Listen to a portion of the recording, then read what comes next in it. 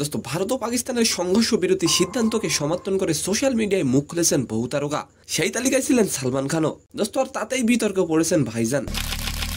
লাগাতার খোঁচায় বাধ্য হয়ে অবশেষে পোস্ট ডিলিট করলেন ভাইজান সালমান। এন্ড সেকেন্ড নিউজটি থাকবে দোস্ত, ক্রিকেট থেকে অবসরের ঘোষণা দিয়েছেন বিরাট কোহলি।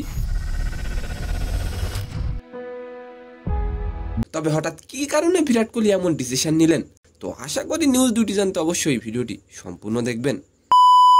দোস্ত কাশ্মীরের পেহেলগামে জঙ্গি হামলায় প্রায় 26 জনের প্রাণ যায়। সেই সময় অবশ্য সোশ্যাল মিডিয়ায় সরব হয়েছিলেন সালমান খান। দোস্ত পৃথিবীর নরকে পরিণত হয়েছে বলে দাবি করেছিলেন তিনি। এরপর 7ই মে ভারতীয় সেনাবাহিনী অপারেশন সিঁদুর শুরু করেন।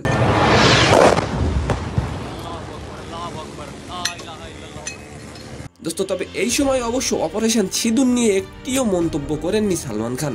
আচ্ছা, সালমান খান মানুষ হিসেবে আপনার কাছে কেমন, অবশ্যই আপনি কমেন্ট করে যাবেন।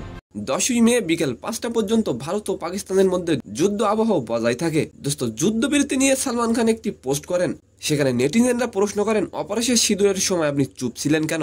আবার কেউ কেউ তো লিখেছেন সবে ঘুম ভাঙলো। দোস্ত এই সবের জন্যই সালমান খান তার পোস্টটি ডিলিট করে দেন। দোস্ত এবার আলোচনা করবো বিরাট কোহলিকে নিয়ে। সম্প্রতি টেস্ট ক্রিকেট থেকে অবসরের ঘোষণা দিয়েছেন বিরাট কোহলি। ভারতের এই তারকা ব্যাটসম্যান ইনস্টাগ্রামেতে ঘোষণা দেন। এর আগে টি-20 থেকে অবসর নিয়েছিলেন বিরাট কোহলি, আর এবার নিলেন টেস্ট থেকে। দোস্ত এবার শুধুমাত্র ওয়ানডে ক্রিকেটে দেখা যাবে কিং কোহলিকে। তো সম্মানিত দর্শক, আজকের ভিডিওটি কেমন লাগলো অবশ্যই কমেন্ট বক্সে জানাবেন। আর ভিডিওটি যদি ভালো লাগে অবশ্যই একটি লাইক দিয়ে আমাদের চ্যানেলটিকে সাবস্ক্রাইব করে দিবেন। ধন্যবাদ।